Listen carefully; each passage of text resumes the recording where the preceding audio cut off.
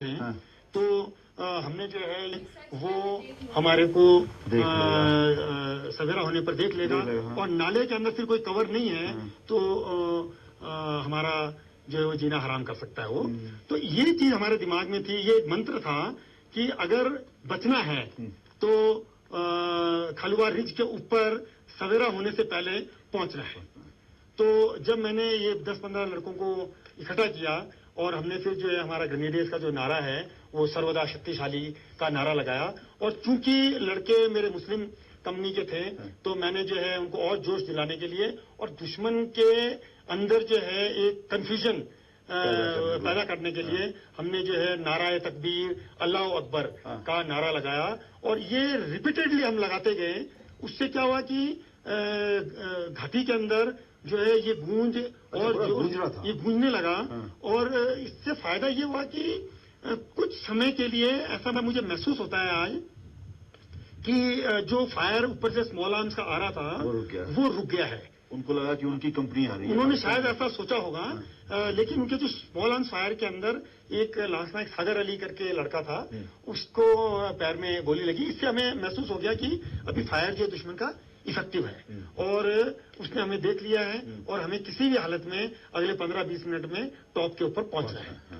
تو یہ جو آخری سمے تھا یہ مطلب ہمیشہ سب سے کروشل اور سب سے مشکل والا سمے ہوتا ہے. ٹھیک ہے. اینڈ کسی طریقے سے جو ہے وہ ایک بہت بڑا پتھر تھا, کلف تھی, اس کے اوپر ہم نے ایک رسہ پھینک کر کے اور اس کی مدد سے جو ہے 2-4 لڑکوں کو اوپر چڑھایا, انہوں نے رسہ باندھا اور باقی لڑکے جو ہے پہنچ گئے. اور کلف مطلب کیا؟ کلف مطلب ایسا ابھی جیسے یہ جو آپ دیکھ رہے ہیں بالکل کھڑی چٹان, اب کھڑی چٹان کے بیچ اگر اس کے داہنے یا بائیں طرف اگر کوئی گیپ نہیں ہے تو آپ کو مطلب چلنا پڑے گا اس کو. آپ اوپر رسہ کیسے باندھتے تھے؟ رسہ پھینکتے تھے؟ رسہ پھینک سکتے ہو, یا اگر چھوٹا پتھر ہے تو آپ نے جو ہے ایک لڑکے کے اوپر جو ہے کندھے پہ دوسرے لڑکے کو چڑھا کر کے کسی طریقے سے آپ نے ایک لڑکے کو جو ہے, لیکن دشمن اوپر بیٹھا ہوا ہے, دشمن اوپر ہے, سائڈ میں ہے. اچھا. تو مطلب یہی میں کہہ رہا ہوں آپ کو کہ جو آخری 200 میٹر کی جو لڑائی ہے وہ سب سے مشکل والی لڑائی ہوتی ہے.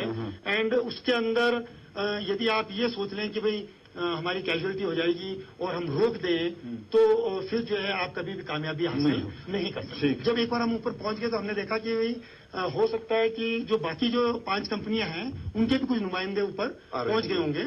تو چیک کرنے پہ معلوم چلا کہ ان میں سے ابھی کوئی بھی اوپر نہیں پہنچا ہے. آپ بالکل اکیلے تھے. تو اس کا مطلب یہ ہوا کہ جو کمپلیٹ رج کے اوپر جو دشمن تھا اس کا پورا دھیان وہ ابھی ہماری طرف آکرشت ہو گیا.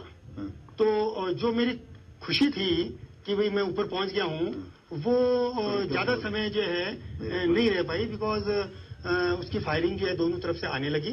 انفیکٹ 3 طرف سے ہم جو ہے گھر چکے تھے. اس سمے تو آپ کو لگ رہا ہوگا شاید ہی واپس جا پائیں گے. اور پورے 1 جولائی 99 کو جو ہے فائرنگ جاری رہی ہے, جس کے اندر جو میرا سنائپر مین تھا سب سے پہلے وہ شہید ہوا وہاں پر, اور اس کے بعد میں جو میرا سہایک تھا لانس نائک عابد علی وہ شہید ہو گیا.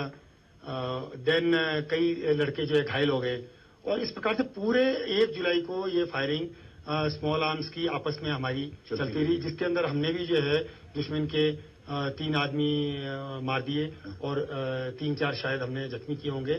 تو ابھی کیا ہوا کہ 2 اور 3 جولائی کی جو رات ہے اس دن یا اس رات کرنل للت رائے جو کمانڈنگ آفیسر 111 گورکھا رائفلز کے تھے وہ